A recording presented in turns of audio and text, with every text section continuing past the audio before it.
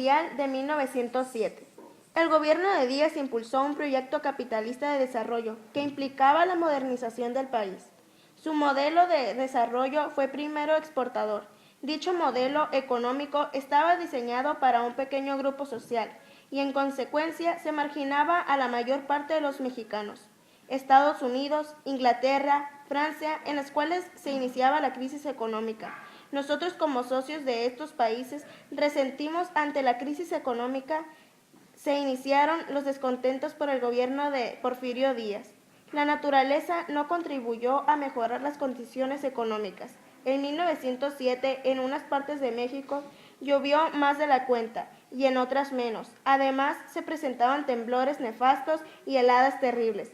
La producción del maíz, de por sí insuficiente, cayó.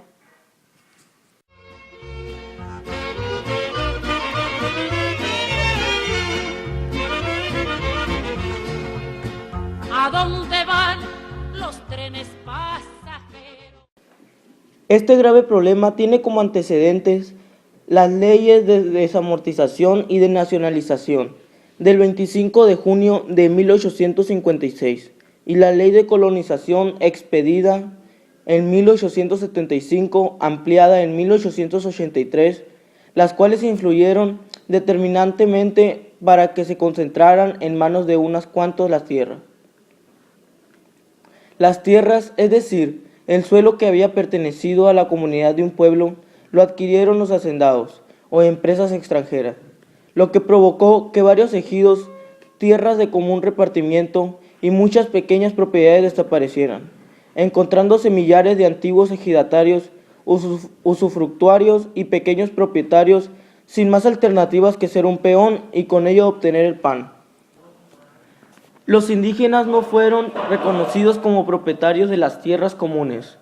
Como consecuencia, los campesinos se quedaron sin tierra y tuvieron que trabajar como peones para los latifundistas.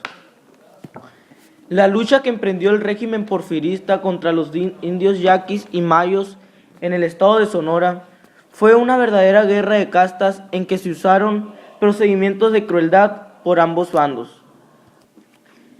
La deportación de yaquis insumisos al Valle Nacional, a Quintana Roo y Yucatán fue una atrocidad que ninguna conciencia honrada podrá justificar.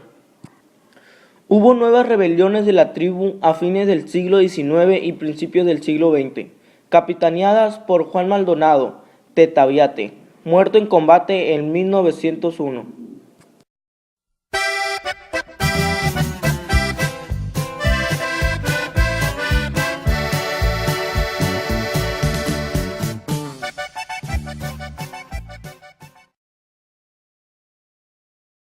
Movimientos sociales que surgieron al final del porfiriato. Periodismo crítico. El espacio para la crítica al régimen en la época de Díaz era restringido. Había nula libertad de prensa, aunque algunos directores de diarios importantes fueron sometidos al arbitrio de la autoridad o fueron encarcelados como presos de conciencia, o bien desterrados porque resultaban incómodos a todo opositor, se les aplicaba la ley de fuga. En el ámbito periodístico, durante el primer periodo del gobierno de Porfirio Díaz, existe una gran libertad de imprenta, la cual es aprovechada para realizar críticas profundas a su administración. Las fuertes condiciones de explotación que se dieron entre la clase obrera y la campesina fue un flanco abierto para la difusión de ideas socialistas procedentes de Europa. Entonces aparecieron algunos medios que abrieron brecha en el campo de la lucha social. Entre otros, los destacó El Socialista, en julio de 1871, a cargo de Juan Mata Rivera. Este periódico se convirtió en el órgano oficial del Gran Círculo de Obreros en México y en sus páginas se publicó en 1884 el Manifiesto Comunista de Carlos Marx.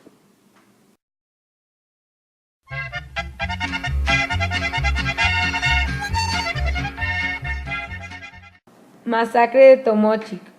El 29 de octubre de 1892, en la Sierra de Tarahumara de Tomochic, se levantaron en armas por las injusticias cometidas por el gobierno de Porfirio Díaz.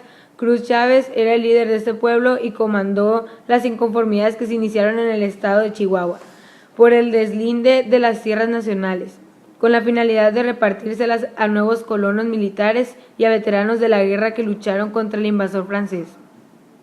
La causa por la que los rancheros y habitantes de Tomochic se inconformaron con el gobierno de Díaz tuvo que ver con su forma de vida.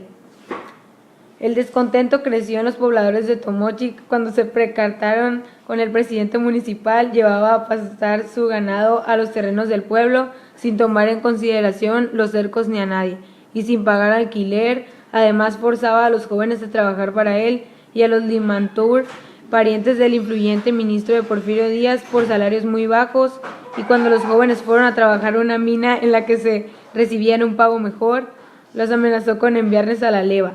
Era un sistema de reclutamiento forzoso establecido por el ejército porfirista que la población consideraba una forma de esclavitud. Los habitantes de este pueblo acostumbraban a sacar sus vacas a pastar y a cortar madera. Por ello inmediatamente sintieron los efectos del deslinde.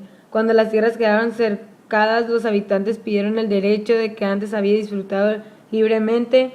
Además, para el año de 1891 recibieron un nuevo golpe del gobierno porfirista.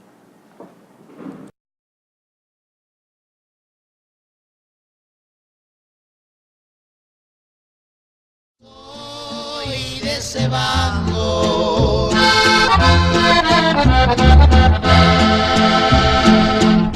Y yo tuve por novia una. Se formó un círculo de obreros en el Río Blanco, quienes inmediatamente se vincularon con los grupos liberales magonistas. Inició la participación de los obreros en este movimiento en diciembre de 1906, cuando los trabajadores textiles del Río Blanco, Santa Rosa y Nogales realizaron un paro de actividades para exigir un aumento de salario y la reducción de la jornada de trabajo. Los huelguistas coloreaban el nombre de Juárez y portaban estandartes como una forma de recalcar su liberalismo y nacionalismo.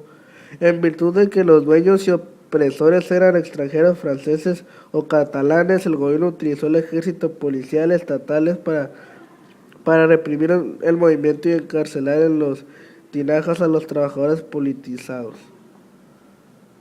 En la zona minera de Cananea, Sonora, en 1906, se iniciaron las demandas para lograr que en la Cananea Consolidated Copper Company se estableciera una jornada de 8 horas de labores en un salario mínimo. El que la plantaba laboral se conformaba por el 75% de obreros mexicanos, el mismo salario para trabajadores mexicanos y norteamericanos.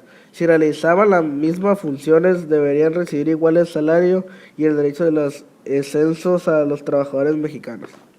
Las cárceles se llenaron de huelguistas. Los dirigentes fueron condenados a sufrir 15 años de prisión en el castillo de San Juan de Ulúa. La espantosa